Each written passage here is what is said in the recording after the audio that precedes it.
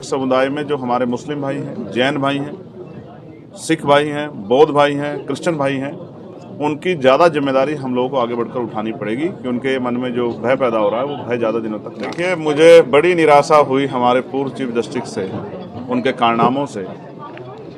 मैंने जैसे कहा, आपने प्राइम मिनिस्टर को लेकर जो सवाल मुझसे पूछा कि प्राइम मिनिस्टर ये कहते हैं मुझे दुख होता, इसी तरह से वो भी बहुत अच्छी अच्छी मीडिया बाइट्स देते थे हमारे पूर्व चीफ जस्टिस, लेकिन जो बाद में उनके द्वारा किया गया और उनकी निगरानी में जो हुआ उसका खामियाजा देश भुगत रहा। तो मैं इस पर बस इतना ही कह सकता हूँ कि पहले तो पार्लियामेंट में वर्शिप एक्ट जो है उसकी जो खामियां है उसमें अमेंडमेंट बिल ला के वो दूर करनी चाहिए। और रही बात सुप्रीम कोर्ट या बहुत सारे इंस्टीट्यूशन, ये देश के हर व्यक्ति की जिम्मेदारी बैठती है कि किसी भी धर्म के साथ अपमानजनक रवैया ना हो, इससे देश कमज़ोर होगा। और जो सियासी साजिश की जा रही है अपने निजी फायदे के लिए, जबकि उनके बड़े लीडर्स भी कह चुके हैं कि हर मस्जिद के नीचे मंदिर मत ढूंढो, लेकिन मुझे लगता है कि आज वो उनकी सोच से भी आगे निकल गए हैं। ये माहौल उन्होंने बनाया, इसका खामियाजा भी उनको भुगतना पड़ा। कि उनका जो काम है वो सराहनीय है और उन्होंने हम लोगों को बुला के जो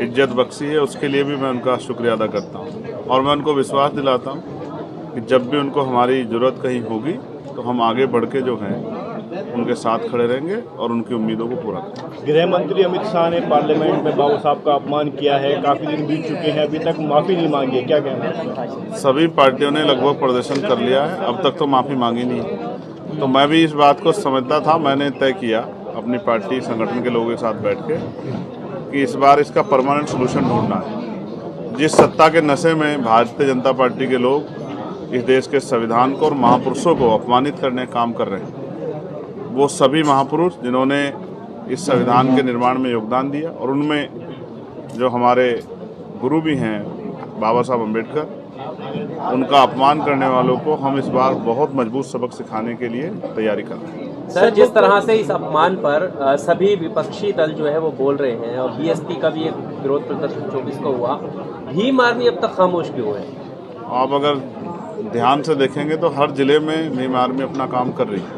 आज़ाद समाज पार्टी उस तरह से सामने से पार्टिसिपेट नहीं कर रही, क्योंकि मैंने अभी कई पार्टियों का वो देखा, समय और बहुत सारी चीज़ें लगी लेकिन रिजल्ट जुगतू रहा। तो मैंने कहा ना कि अगर हम